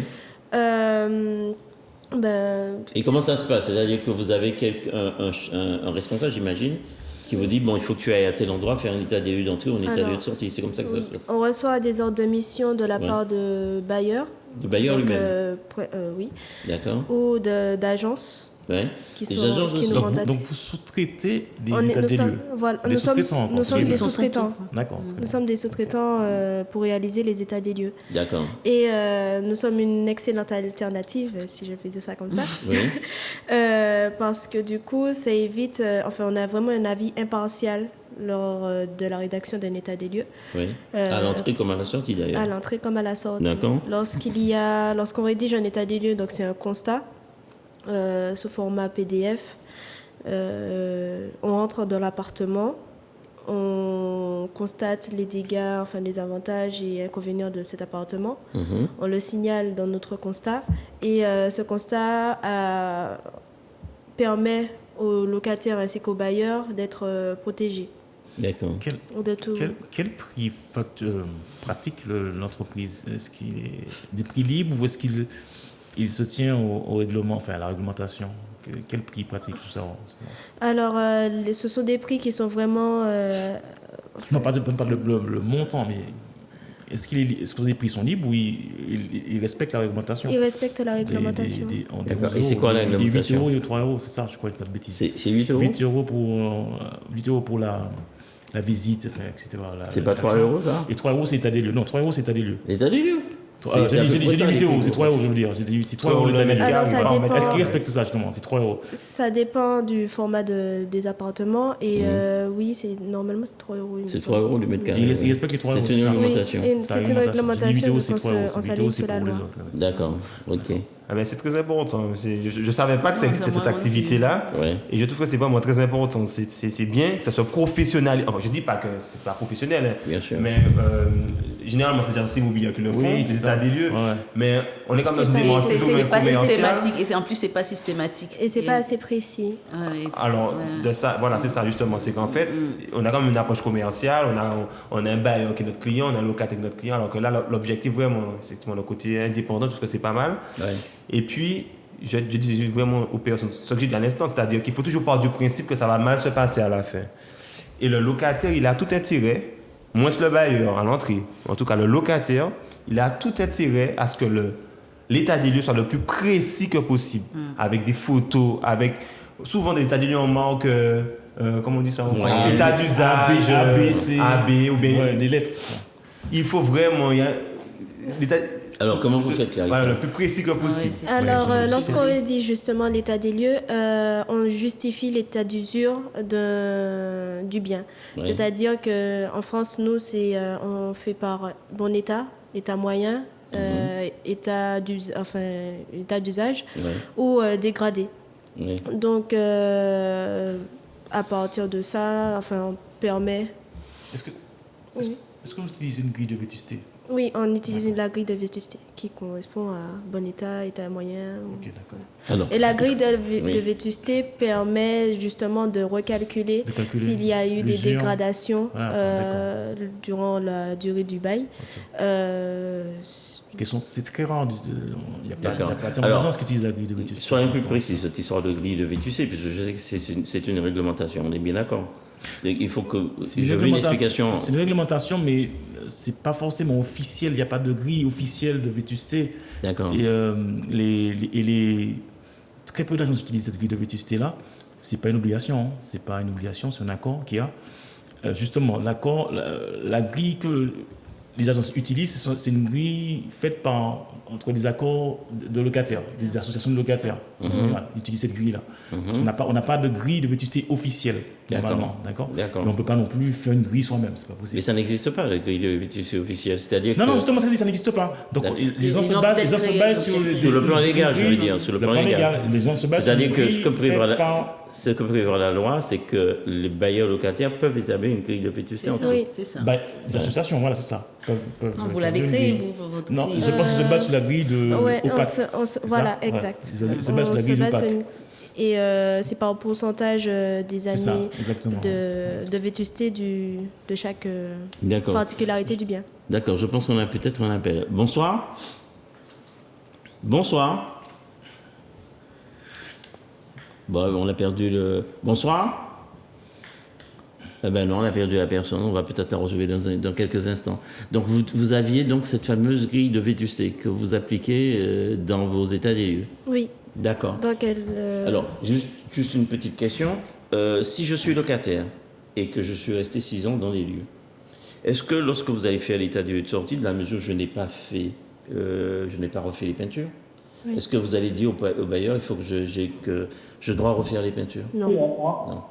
Oui. Non, mais justement. Oui, bonsoir. Eh bien oui, bonsoir. Quel est votre prénom? Quel est votre prénom? Oui, je suis un bailleur. Oui, alors, mais quel est votre prénom pour que je puisse vous nommer tout à l'heure? Monsieur Bailleur. Alors, on va dire monsieur le bailleur. Ça vous convient comme ça? Vous me dites monsieur le bailleur. Voilà, très bien. Alors, quelle est votre question? Et ma question est la suivante. Depuis fin 2021, j'ai des locataires et quand bien même qui sont pour avec le Covid, qui se protègent du Covid. Et puis, à la date d'aujourd'hui, je n'ai pas reçu mes loyers et ce sont des gens qui ne sont pas sérieux et à chaque fois, quand je l'appelle, ils ne répondent pas. Ils ne répondent pas au téléphone. Et alors, je suis presque convaincu que ce sont ces gens qui ont vu et qui ont vu plus que leur pouvoir d'achat. Alors, je ne sais pas comment ils ont fait mon contrat a été blessé par un professionnel. Mais à la date d'aujourd'hui, nous approchons de mai, mais je n'ai pas reçu depuis le début janvier. Alors, je voudrais savoir quels sont les procédures d'expulsion et d'expulsion dans un premier temps. j'ai mis mes affaires entre les mains d'un médiateur et qui est proche famille, mais pour le moment, je n'ai pas reçu un centime. Et ces gens-là, quand je les analyse, je crois que le pouvoir d'achat sont nuls ou à la baisse et qu'ils ne peuvent pas répondre à ces loyers. Alors, je voudrais juste savoir où m'orienter pour l'expulsion pure et simple, dans le premier temps. Très bien, d'accord. Alors, qui c'est qui veut bien répondre? Alors, je résume très rapidement ce qu'a dit monsieur le bailleur. Si je me trompe, vous me dites, donc depuis janvier, il n'a pas de loyer. Et en plus, il n'y a pas de loyer, voilà. C'est un peu à ça. Voilà. Et alors que j'avais pris des arrangements. D'accord. Il a fait appel à un médiateur, pour l'instant il n'y a pas de résultat. Et en plus, il a... Le médiateur, c'est un proche parent. Très bien. Il faut que puisque je suis une personne âgée, alors j'ai mis un proche parent comme médiateur, mais qui roule le médiateur dans la farine. Très bien, très bien. Et en plus, ce sont des personnes qui n'ont pas de ressources intéressantes, c'est ça? Oui, déjà, je me suis planté parce que j'ai monté mon affaire sur une agence, mais quand je relis le contrat, je vois que les moyens n'étaient pas, quoique je ne suis pas expert en la matière, mais les conditions financières n'étaient pas suffisamment réunies pour aborder cette affaire-là. D'accord. Autrement dit, c'est l'agence qui a mis les locataires en place, hein? On est d'accord? Oui, exactement. D'accord. Des gens qui n'avaient pas finalement des ressources suffisantes pour pouvoir louer le logement. C'est ce que j'ai dit, constaté. D'accord. Alors, qu'est-ce qu'on lui répond? Qu'est-ce qu'on lui conseille? Quelle orientation qu'il peut prendre? Alors d'abord, moi, je voudrais d'abord... Il est toujours en agence? L'expulsion. Il est toujours en agence? Il veut l'expulsion. Et monsieur le bailleur, monsieur Roselmack vous demande si vous êtes toujours avec l'agence. Oui, je suis avec l'agence. J'ai été dans l'agence. L'agence m'a répondu. Alors, si elle avait la gestion de la situation, elle pourrait m'accompagner. Mais elle a tout simplement monté le dossier. Voilà. Ouais, d'accord. On a compris. Je n'ai pas donné de gestion à l'agence. Très bien. D'accord. C'était pour monter en bonne et due ferme selon la loi et le contrat. Très bien. Voilà. Donc, il a voulu faire un contrat correct. Donc, il s'est adressé à une agence juste pour permettre la location. D'accord. Oui, donc, exactement. Alors, qu'est-ce qu'on lui... Mais je n'ai pas donné de gestion à l'agence. Voilà. D'accord, on a compris. Très bien. Alors... Mais pour le moment, depuis janvier, je n'ai pas le sous-voyant concernant cette affaire de ma part. D'accord. Voilà. Très bien. En tout cas, merci de participer à l'émission. On va voir ce que les experts vont vous répondre concernant votre problématique. D'accord. Alors déjà, je vous écoute religieusement, j'aime bien vous entendre. Merci, c'est gentil. Ce n'est pas ma première émission, monsieur. Merci. Alors, je suis flatté quand vous dites ça. Alors, allons-y. Donc déjà, je conseille de se rapprocher d'un professionnel. Déjà pour l'aider dans la démarche. Quel type de professionnel? Par exemple, nous, ou bien un avocat, en fonction de... D'accord. Donc il faut peut-être lui poser la question, est-ce que le médiateur dont il a parlé, est-ce qu'il a dit que c'était quelqu'un de sa famille? Donc, est-ce que c'est quelqu'un qui officie en tant que médiateur ou si c'est quelqu'un de sa famille qui veut effectivement organiser une médiation? Donc, est-ce que c'est monsieur le bailleur? Oui. Est-ce que la personne qui officie en tant que médiateur, est-ce que c'est quelqu'un qui a la qualité d'un médiateur? Ben, il est peut-être plus à l'antenne. Alors, on va examiner les deux cas de figure. Ouais, c'est ça. Médiateur. Mais dans un premier temps, de se rapprocher d'un professionnel. Par exemple, nous, je vais pas faire de publicité, on n'est pas là pour ça. La maison d'expertise, 28 rue Blanqui, Fort-de-France. C'est ça, oui. D'accord. Voilà. Donc, la démarche que j'aurais entamée avec lui, c'est d'abord faire un courrier recommande dans lequel je mets en demeure le locataire de payer les loyers. Oui. Première démarche, parce qu'effectivement, il y a plus des échanges, mais il faut quand même le mettre par écrit pour monter son dossier, pour montrer au final qu'on a mis toutes les démarches en œuvre pour réussir à trouver une solution. D'accord. Donc, dans un premier temps, faire un courrier recommandé dans ce sens, donner un délai de paiement. Mm-hmm. Si effectivement, au-delà de ce délai-là, il n'y a rien qui a été effectué, à ce moment-là, il faudra se rapprocher d'un huissier qui va faire à ce moment un commandement de payer par voie d'huissier. D'accord. Le commandement sera fait. Il aura également un délai de paiement. si le délai de paiement n'est pas respecté, normalement, il y a une clause pénale, il y a une clause pénale au sein du bail qui prévoit notamment la fin du bail pour non-paiement.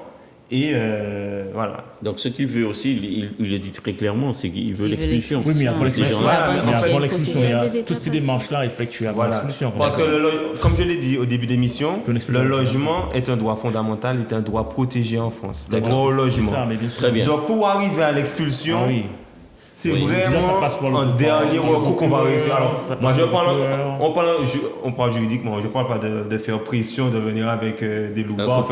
Non, ça, là, on est vraiment sur l'aspect juridique des choses. Des choses, bien sûr. Donc, ensuite, il y aura cette démarche qui sera mise en place. Donc, le commandement payé par voie d'huissier. Une fois que le commandement est fait, malgré ça, on aurait pu penser qu'au bout du délai de 2 mois de paiement, on pourrait expulser, mais non, il faut quand même une décision des tribunaux pour pouvoir expulser. D'accord. Et à ce moment-là, il va devoir prendre l'attache d'un avocat, aller devant les tribunaux. Il y aura une enquête sociale qui sera menée pour connaître les capacités des personnes en place, voir s'il y a possibilité de mettre en place un échéancier ou non. Et c'est vraiment un dernier recours que le juge va... D'accord. En tout cas, il n'est pas sorti de l'auberge, là. Voilà. Après, autre point également très important. Oui. Je ne sais pas si je peux le dire. Oui. Peut-être me faire des non, amis. vous pouvez tout dire. On est là pour ça. On est là pour donner l'information aux téléspectateurs. Oui. Il est quand même passé par une agence. C'est ce que j'allais dire quand même. L'agence, quand même, c'est un professionnel. Oui, bien sûr. Qui a normalement une obligation de vérifier le dossier, la solvabilité des locataires. Si lui, effectivement, en regardant le dossier, il se rend compte que dès le départ, il y avait une erreur manifeste de l'agence dans le choix des personnes. L'agence a une responsabilité qui peut être également engagée, mais tout ça sera engagé dans le cadre de la procédure. On se base par rapport à ce qu'il a dit, attention. Oui, bien sûr, on est d'accord. On a bien compris. Voilà, mais dans la démarche même, je trouve dans la réponse quand même assez cavalière de l'agence, disant que comme on n'a pas la gestion, voilà, c'est ça. On laisse tomber.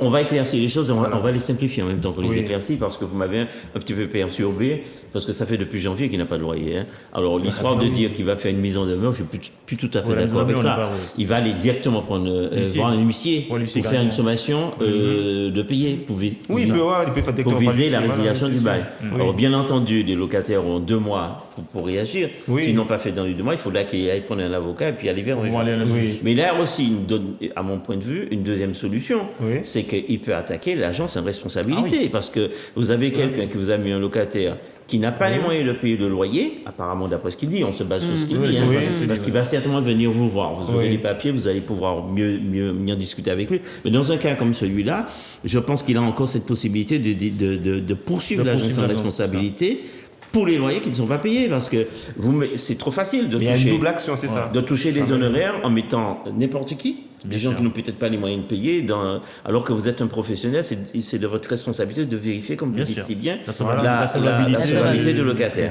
Alors, monsieur le bailleur, je ne sais pas s'il est encore en ligne avec nous, mais en tout cas, ce qu'on va lui dire, c'est que sa situation n'est pas si catastrophique que ça.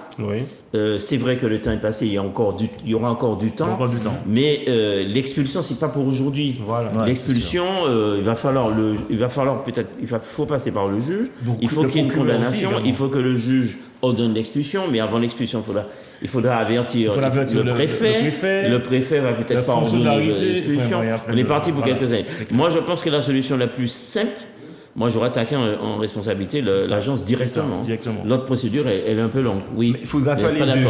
On va faire les deux. Je suis d'accord. Effectivement, l'agence, en tant que professionnel, doit être mise devant ses responsabilités. Donc, il y aura une action qui sera menée. Mais l'action qui sera menée contre l'agence en responsabilité ne va pas permettre au propriétaire, au bailleur, de récupérer son logement. Or, son objectif, c'est quand même qu'il ne va pas récupérer des dommages et intérêts, effectivement. D'accord. Mais il faut quand même qu'il fasse les deux démarches. Il ne faut pas qu'il perde de temps dessus, en fait. Là, il faut qu'il réagisse tout de suite. Ce qui serait intéressant, c'est s'il a aussi une assurance. Loyer impayé. Une assurance, même pas loyer impayé, une assurance. Vacances. Non, pour aide juridictionnelle. Pour l'aide juridictionnelle. Même pas aide juridictionnelle, non, mais l'assurance, c'est oui. On a compris, vous êtes compris, mais on n'a pas donné d'explication logique à nos téléspectateurs. Le bail, effectivement, a souscrit une assurance avec une assistance juridique. L'assistance juridique, ce sera encore mieux. Voilà, ça comme ça, coûtera moins d'argent. Effectivement. Je crois qu'on a un autre appel. Bonsoir. Oui, c'est toujours moi, oui, le bailleur. C'est le bailleur, c'est le toujours. bailleur. Alors, dites-nous si ce qu'on vous a dit vous conforte un petit peu dans vos décisions, ou bien si ça vous paraît, les experts ne vous ont pas aidé du tout.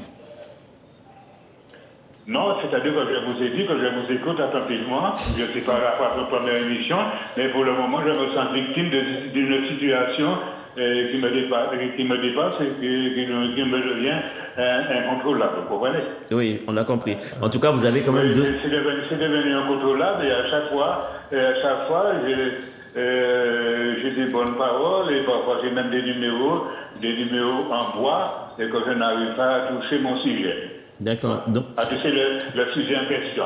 Et parfois, il se veut qu'il soit un faux fuyant. Oui, d'accord. Bon, il faut agir. Hein. Oui, pour ça, il faut accompagner, oui, c'est ça. Huissier, commandement de payer, oui, c'est-à-dire qu'effectivement, on va être en train de demander de payer et pour que je puisse arriver à faire toucher du doigt mon affaire, il me faut encore dépenser beaucoup d'argent, donc je n'ai pas touché au VRF. Très bien. Vous n'avez pas l'assurance, qu'est-ce qu'on a dit comme assistance juridique. La protection juridique? Non, je n'ai pas cette forme d'assurance. J'ai l'assurance pour le bâti, mais pas d'assurance pour les payer. Non, la protection juridique, pas les impayés, la protection juridique, c'est-à-dire... Non, je n'ai pas avec votre banque, avec votre banque. Mais est-ce que le locataire ne peut pas se rabattre sur sa situation sociale en quelque part et trouver quelques soutiens, support financier en la matière. Ah oui, d'accord. Oui, peut-être faire jouer C'est quel type de locataire déjà? Il faut savoir quel type de locataire. Il a dit que c'était des gens qui avaient des revenus assez modérés. Assez modérés, donc peut-être voilà. la CAF, la caisse de l'allocation familiale. Oui, mais je ne me rappelle plus, il y a un organisme pour ça. Lorsque les gens ne paient pas leur loyer, il y a encore un organisme qui vient à leur secours. Je ne me rappelle plus. Le mieux, monsieur le bailleur, alors je dis monsieur le bailleur, vous ne m'avez pas vu votre prénom. Monsieur le bailleur vous écoute. C'est pas grave. Le mieux, c'est de vous rapprocher d'un des experts de la maison d'expertise. On va lui donner un numéro de téléphone quand même, parce que ça ne s'affiche pas. Non, je ne vois pas que ça s'affiche. Alors, on va lui donner le 06 96. Attendez, quelqu'un note. Ah ben, vous avez un numéro qui s'affiche. Voilà. À l'antenne. 06 96. 06 96. Combien? 06. D'accord. 25 Voilà, c'est ça. Il y a quelqu'un peut-être qui lui a montré ça. D'accord. Merci beaucoup. En tout cas, merci beaucoup. C'est moi qui vous remercie. Je vous remercie. Non, mais c'est moi. Je vais laisser la place à quelqu'un d'autre. Très bien. En tout cas, bonne soirée à vous. c'est moi qui vous remercie Merci. d'avoir participé à l'émission. D'accord? Alors, allô?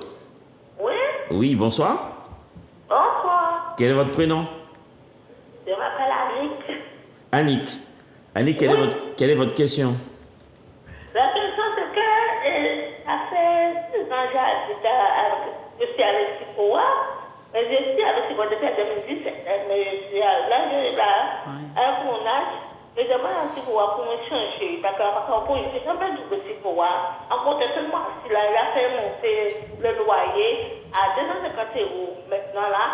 Et moi, pour combien il a payé?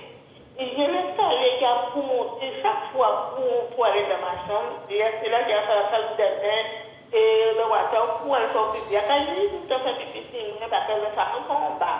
Et demander pour tu me changer, mais petit bas, il ne peut pas me changer. Alors, Annick, tu m'as perdu là. Tu m'as complètement perdu parce que tu allais trop vite dans tes explications. Je n'ai pas compris. Attends, bouge pas, Annick. Je n'ai pas compris grand-chose et nos experts sur la table non plus n'ont pas compris grand-chose. Annick, attends Annick, on peut prendre un créole sous les... Il n'y a pas de souci sur ça, d'accord? Donc, vas-y. Hein? Allô? Donc, alors, vas-y tout doucement, allons-y. C'est quoi le problème? Oui, bien sûr. Oui, c'est pour ça. Ça fait long. Ça fait... Encore dans je vois que ça te bouge. Alors, j'étais dit, ça fait... Depuis 2017, je suis avec Sipoa.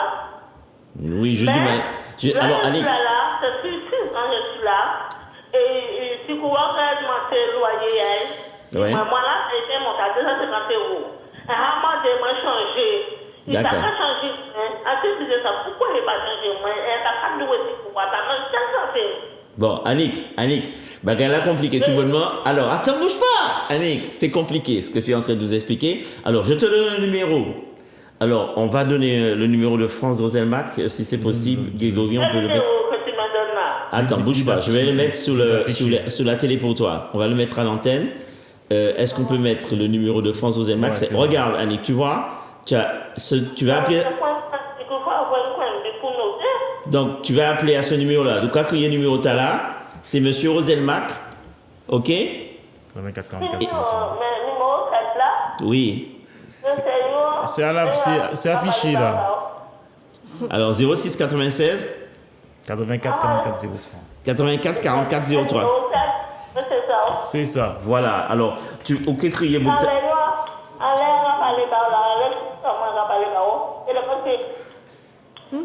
Annick, c'est qu'on n'arrive pas à te suivre. Annick, on arrive. Oui, portable t'as là. Donc, OK, crier, monsieur t'as là. Ike Wasaipo. Oui. Ike Wasaipo. D'accord? Mais crier demain. Non, demain. Ah non, bah, Là, on ne pourra pas répondre tout de suite. OK, Annick. D'accord.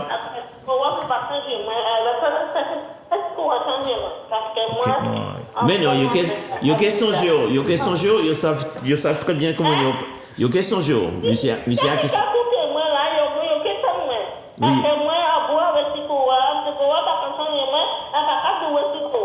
D'accord, mais de...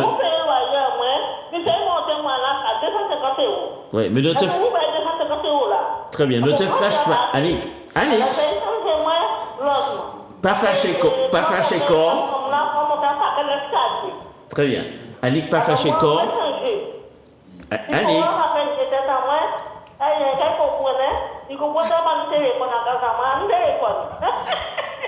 D'accord. Mais Annick, vous pouvez crier.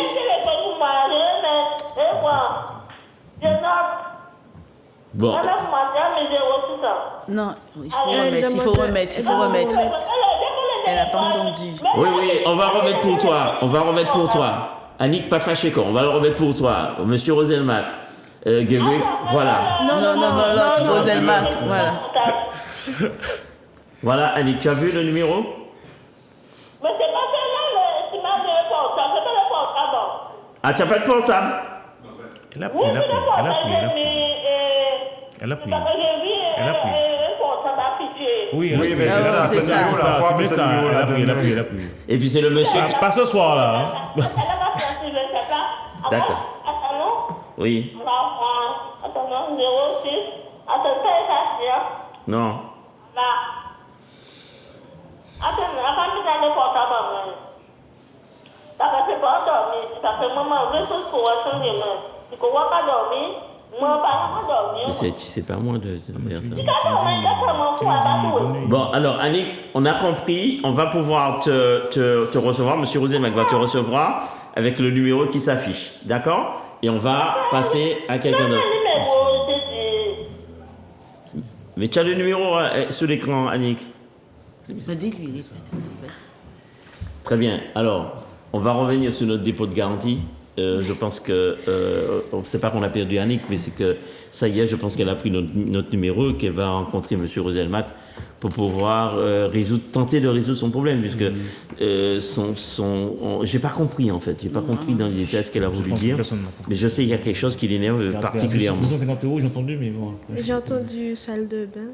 Ouais, d'accord. Bon, on va voir ça quand elle m'appellera. Bien, alors, dépôt de garantie, restitution du dépôt de garantie. On a dit dans combien de temps vous me remettez mon dépôt de garantie? Le bailleur a 2 mois pour remettre le dépôt de garantie. D'accord. Si l'état des lieux d'entrée n'est pas conforme à l'état des lieux de sortie. D'accord. Si c'est conforme, il a normalement 1 mois pour remettre le dépôt de garantie. D'accord. C'est-à-dire qu'il ne peut pas me remettre, avant un mois, il ne peut pas me remettre une partie de la somme. Il garde toute la somme. Non, un mois, ça a duré Maximal. Maximal. Quoi. Oui, si jamais les deux états des lieux sont conformes. D'accord, si c'est pas conforme, il a 2 mois pour... Voilà, il a jusqu'à 2 mois pour pouvoir mais justifier. il n'a pas à justifier les sommes qu'il garde sur les dépôts de garantie. Normalement, il doit justifier, oui. Comment il fait pour justifier ça? Comme il a dit, si l'état des lieux n'est pas conforme à... Enfin, l'état des lieux de sortie n'est pas conforme à l'état des lieux d'entrée, il pourra justifier justement de ce retard. Si donc, quand vous faites les états des lieux de sortie, vous mettez les montants qui sont dus par le locataire. Vous évaluez un petit peu le montant des travaux qu'il aura à faire. Non, lorsque nous réalisons les états des lieux de sortie, on mentionne juste les dégradations qui ont été effectuées. C'est-à-dire que si par exemple on est dans un meublé, un appartement meublé, puis qu'une assiette a été cassée et que le locataire ne l'a pas dit, lors de l'inventaire lors de l'inventaire de la cuisine, par exemple, on va compter le nombre d'assiettes restantes. Et ça sera à l'agence de faire le comparatif entre l'état des lieux d'entrée et l'état des lieux de sortie et justement de chiffrer. D'accord. Donc il n'y a que des agences pour qui vous sous-traitez, il n'y a pas les particuliers. Il y a aussi des bailleurs particuliers. Et c'est la même chose, c'est à eux de régler leurs problèmes. Voilà. Généralement, on fait un devis, on fait des devis. Voilà. D'accord. Pour pouvoir... En général, on conseille aux gens de faire des devis pour pouvoir justifier en fait du montant. Des sommes que vous allez retenir. Des sommes qui sont retenues. Voilà. Mais moi, je peux lui dire, attendez, un devis, c'est bien gentil, mais moi, si vous me donnez une facture, comme quand vous avez payé une dépense de 1 000 € pour réparer les dégradations, moi, je veux les rembourser. Non, c'est une partie, on prend juste une partie du dépôt de garantie. D'accord. Que vous retenez. Qu'on retient. D'accord. Enfin, que le bailleur retient. En fait, pour justifier la retenue, il faut démontrer la dépense qui sera effectuée. C'est pas au paiement qu'on retient, en fait. Donc, c'est pas une facture, c'est un devis. Ça suffit, un devis. Voilà. Un devis suffit. Un devis, voilà, au moins on peut justifier. D'accord, je ne peux pas lui demander la facture. D'accord. Alors, j'ai 2 mois. Je suis le bailleur, j'ai 2 mois pour vous remettre le dépôt de garantie. Oui. Si je ne l'ai pas fait dans les 2 mois, qu'est-ce qui se passe? Vous avez une pénalité de... Moi, bailleur? Oui. D'accord, j'ai une pénalité de 10% par mois, enfin de retard. De retard? Au locataire. 10% du montant? 10% du montant. Oui, il y a beaucoup de choses. Oui, d'accord, il y a 10%, je suis d'accord. Mais je veux pénalité, certes, d'accord. Mais si jamais le locataire ne met pas son adresse, son lieu, son nouveau lieu, je ne suis pas censé lui donner le dépôt de garantie. Hein. Ah, d'accord. En fait, alors quand je fais l'état des lieux de sortie, il faut que le locataire me donne sa nouvelle adresse. Obligatoirement, il faut qu'il donne la nouvelle adresse. Et c'est demandé normalement lors des états des lieux de sortie. Et s'il ne me la donne pas, c'est pour lui. Il perd. Enfin, généralement, ça ne se passe pas comme ça. Ça veut dire que les 2 mois peuvent s'écouler, il n'a pas de pénalité, c'est ça? Voilà, il n'a pas de pénalité. Pas de pénalité. Ça arrive que les locataires ne donnent pas leur adresse? Non, tous les locataires donnent leur adresse. Ils demandent justement... Ils récupérer leur dépôt, c'est ça? Pour récupérer les dépôts de garantie. Oui, parce que 1 500 € quand même... Quelquefois, oui, c'est important. C'est important. Très bien, d'accord. Professeur, puisque vous avez pu nous rejoindre, vous êtes parmi nous, on a, sur le dépôt de garantie, on n'a peut-être pas tout dit. Il y a encore quelque chose qu'il faudrait dire? Pour moi, j'ai trouvé que vous avez tout... On a balayé la question. Toute la question. Mais nous sommes très forts, alors. Effectivement. Très appliqué et très, très, très bon à ce niveau-là. La remise des clés, vous en avez parlé. Vous avez parlé de la restitution, des délais de restitution. Non, de ce côté-là, il n'y a pas eu de problème. D'accord. Juste une parenthèse. Alors, sur le dépôt de garantie, enfin la restitution de garantie, le bailleur, je parle de biens collectifs, a le droit de retenir 20% de la somme du dépôt de garantie, mais il faut que ça soit justifié, 20% maximum. D'accord. C'est-à-dire que j'ai un dépôt de garantie de 1 000 €. Alors, je suis dans une collectif qui a plusieurs locataires, d'accord. Donc, il peut retenir 200 € sur les 1 000 €. Oui. Voilà, pour préciser, pour plus de précision, c'est-à-dire il retient les 20%, pourquoi? Parce que, et pas dans l'immeuble collectif, c'est parce qu'il n'y a pas eu de régularisation de charges pour l'instant. D'accord. Donc, il peut retenir 20% déjà. D'accord. Pourquoi? Parce que les décomptes ne sont pas faits. Les décomptes ne sont pas encore faits, c'est ça. D'accord. Enfin, les décomptes sont faits, mais la régularisation n'est pas faite encore. La publication n'a pas encore été faite. D'accord. Ils ont un décompte, il sait qu'il va payer 100, mais la régularisation n'est pas faite. D'accord. Donc, il retient 20%. Et à la suite de l'approbation des comptes, là, il aura les 2 mois pour pouvoir rembourser, parce qu'il aura la régulation des charges qui sera faite déjà. 2 mois ou 1 mois? Après la régule. Un mois. Vous êtes sûr? C'est un mois. D'accord. Effectivement, c'est un mois. Vous me dites c'est un mois. c'est C'est bien ça, c'est un mois. Bonsoir. Bonsoir. Raccroché. La personne a raccroché. C'est un mois, c'est ça. Très bien. Allô? Il y avait des choses à dire. J'ai l'impression d'entendre une voix. C'est Jeanne d'Arc. C'est pas grave. Qu'est-ce que j'allais dire, professeur? Est-ce que je peux pas remettre les clés? Le bail est terminé, d'accord? Donc restitution des clés. Est-ce que je peux renvoyer ça en lettre recommandée au propriétaire? En lettre recommandée, Oui, c'est possible. vous avez le droit. J'ai le droit. C'est possible. Et alors comment on peut faire? même pas Alors, aussi, il faut avec accusé De réception? de réception. Je peux lui envoyer les clés par accusé de réception.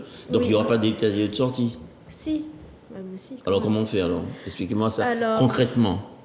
Ça nous est déjà arrivé, par exemple, que lors de l'état des lieux de sortie, un locataire ait oublié, par exemple, le double des clés.